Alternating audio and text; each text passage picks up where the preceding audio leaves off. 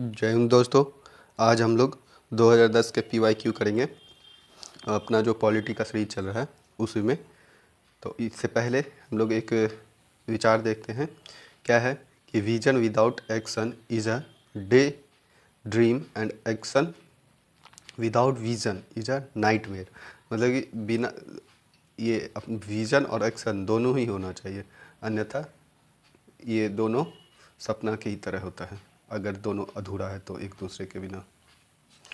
चलिए अब हम लोग देखते हैं अपना आज का पहला प्रश्न होगा, निम्नलिखित में से कौन वित्त आयोग द्वारा की गई प्रत्येक संस्तुति को संसद के प्रत्येक सदन के समक्ष रखाएगा। देखिए इसका उत्तर ये है अपना राष्ट्रपति महोदय। अब जैसे कि हम लोग जानते हैं कि अपना तो केवल उद्देश्य यहाँ उत्तर देखना नहीं है और इससे क्या सीखेंगे वो ध्यान रखना है। तो आज हम लोग वित्त आयोग को देख लेते हैं। देखिए वित्त आयोग जो है ना, उसका उल्लेख किया गया है 280 जो अनुच्छेद है उसमें। तो ये एक संवैधानिक निकाय हो गया। ठीक, अब क्या है इसकी संरचना देखते हैं। एक होंगे चेयरपर्सन, उसके साथ 4 अन्य सदस्य होंगे। जो चेयरपर्सन होंगे और ये जो सदस्य होंगे सभी की नियुक्ति जो होगी वो राष्ट्रपति के द्वारा किया जाता है।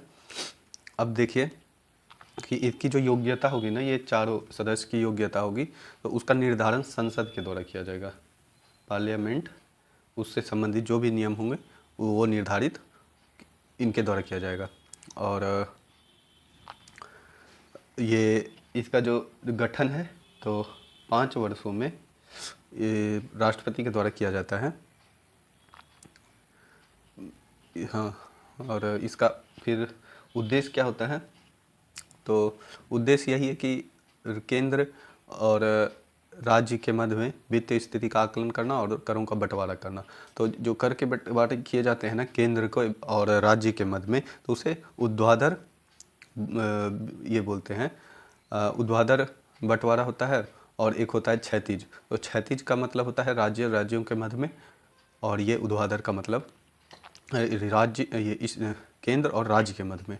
ठीक, अब देखिए ये फिर क्या है ना कि इसका कार्य में से यही है, एक तो ये उद्देश्य देख ले, फिर कार्य क्या है कि राजकोष से स्थिरता जो होती है ना उसे बढ़ाना, सार्वजनिक खर्च की गुणवत्ता को बढ़ाना, पूंजीगत व्यय है ना उस पर ज़्यादा ध्यान दिया जाए, ऐसा ये लोग सिफारिश करते हैं, ताकि जितने भी पैसे अपना जो राजस्व होता है उसका अधिक से अधिक सार्वजनिक हित में उपयोग किया जा सके। तो और एक तथ्य इसमें रखेंगे ना ध्यान कि 1992 में क्या किया गया था ना कि पंचायतों अगर और नगर निगम पालिकाएँ हैं ना उससे भी संबंधित जो संस्तुतियाँ होगी इनके द्वारा किया जाएगा, ये ध्यान रखिएगा।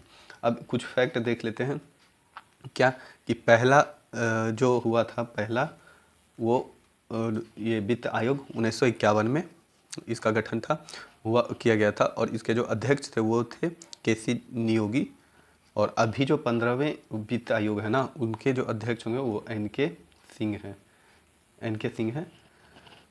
और इसमें क्या फैक्ट ध्यान रखेंगे, अभी जो 15वां जो वित्त आयोग है कि इनके द्वारा 2 रिपोर्ट, सामान्यतः एक ही रिपोर्ट लाया जाता है, इनके द्वारा 2 रिपोर्ट लाया गया। तो वो क्या है कि एक तो 2021 से 26 के लिए लाया गया था जो 5 वर्षों के लिए है, और एक लाया गया था 2020 से 21। जानते हैं हम लोग ये कि कोरोना का प्रभाव है, तो ये 2 लाए गए थे जो अपवाद जैसा है और ये विशिष्ट है, तो इसे ध्यान रख सकते हैं।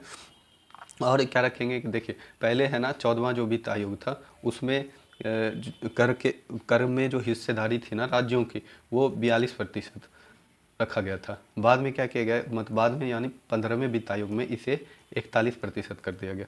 इसका क्या कारण है कि अब जो 1% बचेगा ना वो जम्मू कश्मीर और लद्दाख का के विकास में इसका उपयोग किया जाएगा। अब देखिए जो 41%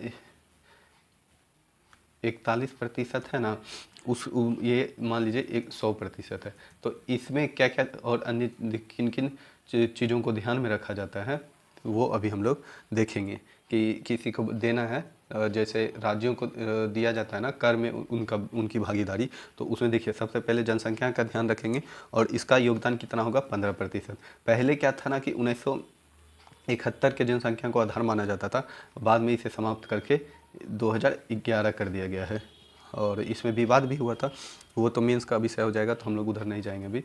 फिर क्या है कि जनसंख्या ने जनसांख्यिकी जो परिवर्तन है ना उसको रखा जाता है ये दूसरा शर्त है, ये है 12.5%।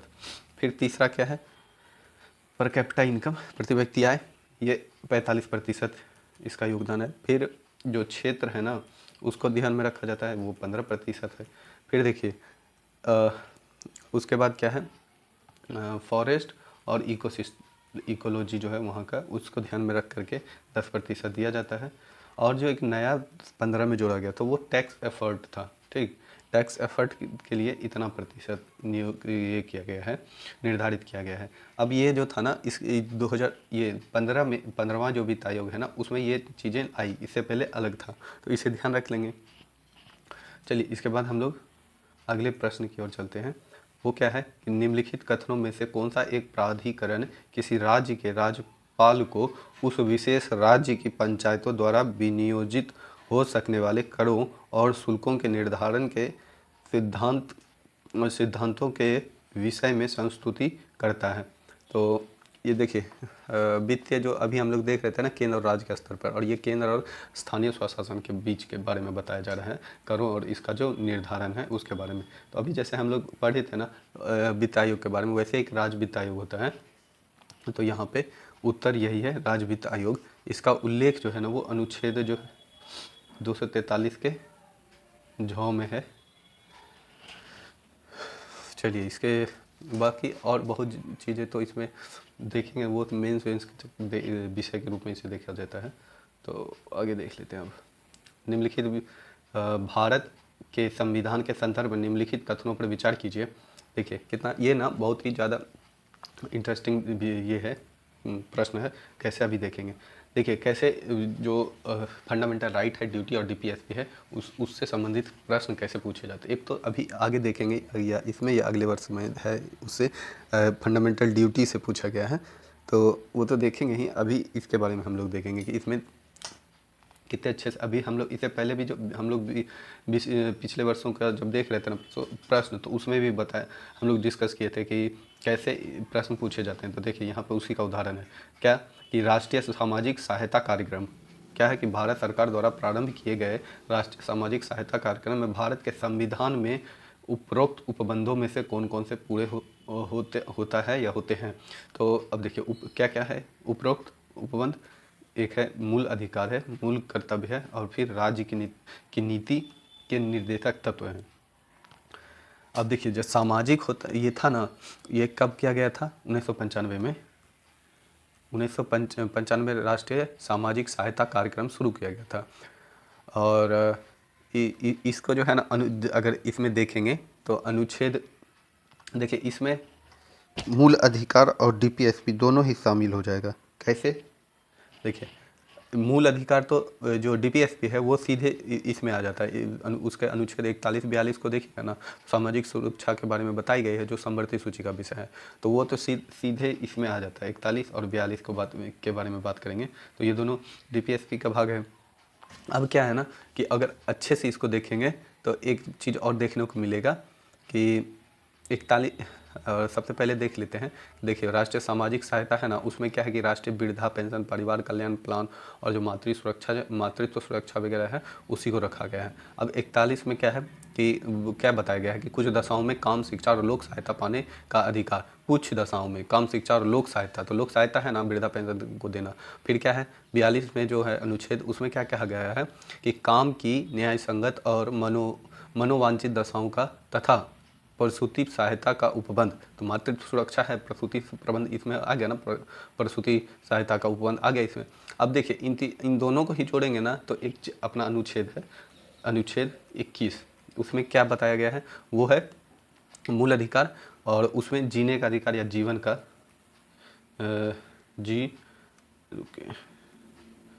जीवन का अधिकार के बारे में उसमें बात की जाती है। इससे ना हमेशा दिखेगा कि अपने सुप्रीम कोर्ट और हाई कोर्ट के द्वारा हमेशा ही इसे ना ये किया जाता है, बढ़ाया जाता है। मतलब इसकी जो परिभाषाएं होती है ना वो दिनों दिन बढ़ते ही जाता है। अब हमेशा इसके बारे में आप देखिएगा और इसे अच्छे से इसको ना एक जगह करके रखना भी होता है, क्योंकि हम लोग उसका एक तो प्रश्न यहाँ आता है, दूसरी बात कि हम लोग उसे उपयोग भी कर सकते हैं इंटरव्यू से लेकर के ये इस वगैरह में। ठीक, तो ये हो गया ना, दो चीज़ देख लिए। तो इसको अगर ये छोड़ देना तो ये दोनों ही इसमें आता है, तो इसका सी होगा। फिर अगला प्रश्न देखते हैं कि निम्नलिखित कथनों पर विचार कीजिए। क्या है कि भारत का उच्चतम न्यायालय भारत के राष्ट्रपति को विधि अथवा तथ्यों के विषय पर सलाह देता है। अब देखिए ये ना लगभग 3 बार, ये तीसरा या चौथा जो है चौथा बार है जब हम लोग इसके बारे में ये करेंगे देखेंगे क्या। तो देखिए जो सलाह लेने की बात है ना, तो इससे पहले भी अभी देखे थे एक प्रश्न था पिछले वर्ष में, पूछा गया था कि सलाहकारी अधिकार उनके क्षेत्राधिकार में ये इनके क्षेत्र जो उच्च न्यायालय उनके क्षेत्राधिकार में आता है या नहीं। तो उसको देखे तो उस और इसके बारे में कहाँ बताया गया ना, सबसे पहले अनुच्छेद 143 में हम लोग पहले भी देखे थे कि इसमें 2 स्थितियाँ बनती हैं, 1950 से पहले और 1950 के बाद। तो अभी अब उससे उतना अंदर जाए हम लोग जाएंगे नहीं, बस यही ध्यान रखिए कि ये यदि वह कोई सलाह मांगता है तभी दिया जाएगा, अन्यथा स्वप्रेरणा पर या व्यापक लोकहित के विषय में नहीं दिया जाएगा, ना ही यदि विषय नागरिकों के मूल अधिकार से संबंधित हो तब। क्योंकि देखिए मूल अधिकार का जो है ना वो भी जो भी जिस भी तरह से उसकी व्याख्या करनी हो तो वो संपूर्णतः उन पे ही निर्भर करता है, अपने हाई कोर्ट पे और सुप्रीम कोर्ट पे। तो इसलिए ना उससे कोई संबंध है ही नहीं अपना। ये सब क्या है कि अगर हम लोग लगातार पढ़ते रहते हैं ना और न्यूज वगैरह देखते रहते हैं तो उससे भी अपनी एक अंतर्दृष्टि विकसित होती है। तो यह चीज़ें हैं, और बाकी तो अपनी को ध्यान रखना ही है। जब बेसिक पढ़ते हैं तो उसमें स्टैटिक में दिया ही रहता है कि जो सलाहकारी है वो सीधा और केवल इसके पास है और कौन कौन सी स्थितियों में दी जा सकती है। तो इसके लिए आप अनुच्छेद जो 143 है उसे भी अच्छे से पढ़ सकते हैं। तो इतना चलिए काफ़ी है। और जो इसके बारे में अधिक जानकारी लेनी हो ना तो आप जो पहले वीडियो बनाया गया उसे अवश्य देखिए। अगला देखते हैं। देखिए ये भी अच्छा है, क्या है देखिए, लोक अदालतों के संदर्भ में निम्नलिखित कथनों में से कौन सा सही है। तो इसमें अभी ही हम लोग ना अभी कल ही किए थे ना डिस्कस लोक अदालत के बारे में, तो वहाँ हम लोग पूरा देख लें उसके बारे में जितनी भी चीज़ें हैं ना वो पूरे विस्तार से वहाँ देखे हैं, तो आप उसे ज़रूर देख लें। और यहाँ पे देखते हैं क्या सही है या गलत। तो पहले देखते हैं कि लोक अदालत की अधिकारिता मुकदमा दायर करने से पहले के मामलों का निपटारा करने की है और उस मामलों की नहीं जो किसी न्यायालय में लंबित हो। दूसरा है लोक अदालत ऐसे भी मामलों का निपटारा कर सकती है जो सिविल ना कि आपराधिक प्रवृत्ति के हैं। तो कल अगर ध्यान हो ना तो देखिए उसमें हम लोग किए थे, जब उसके बारे में पढ़ रहे थे ना तो देखे थे कि इसमें क्या है ना कि आपराधिक, सिविल और राजस्व तीनों ही तरह के मामलों को देख सकता है। फिर क्या है कि प्रत्येक लोक अदालत में